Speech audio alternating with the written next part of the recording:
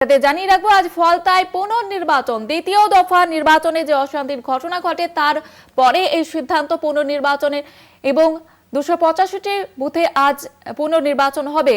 আর এ নিয়ে সরাসরি রয়েছেন আমাদের প্রতিনিধি কোয়েল মণ্ডল। কোয়েল, ভোট গ্রহণ কি শুরু হয়েছে? কি ছবি উঠে আসছে এখনো পর্যন্ত? নিরাপত্তার বিষয় কি চোখে পড়ছে?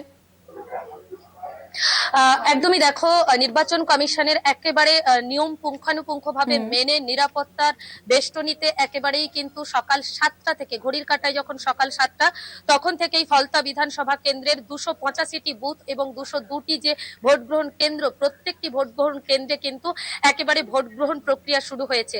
আমি রয়েছি ফলতার বেলসিংহ 2 গ্রাম পঞ্চায়েতের শ্রীরামপুর যে প্রাথমিক বিদ্যালয়, সেই প্রাথমিক বিদ্যালয়ে যে ভোট গ্রহণ প্রক্রিয়া চলছে সেখানে। এই শ্রীরামপুর পশ্চিম দুর্গাপুর প্রাথমিক বিদ্যালয়, এখানে কিন্তু 190 এবং 192 দুটি বুথের ভোট গ্রহণ চলছে।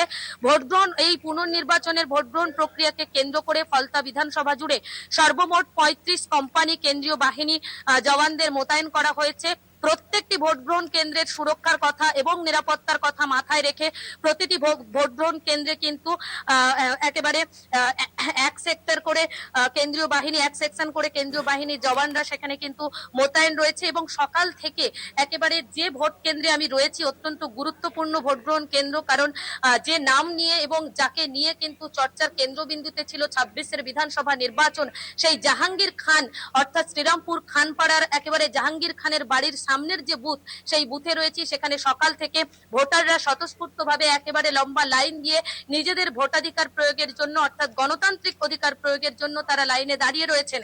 এবং আরেকটু ছবিটা দেখানোর চেষ্টা করব তোমাকে। একেবারে এই যে ভোট গ্রহণ কেন্দ্র, সেই ভোট গ্রহণ কেন্দ্রের ভেতর থেকে বাইরে সর্বত্র কিন্তু কেন্দ্রীয় বাহিনী থেকে শুরু করে রাজ্য পুলিশের ফোর্স মোতায়েন রয়েছে।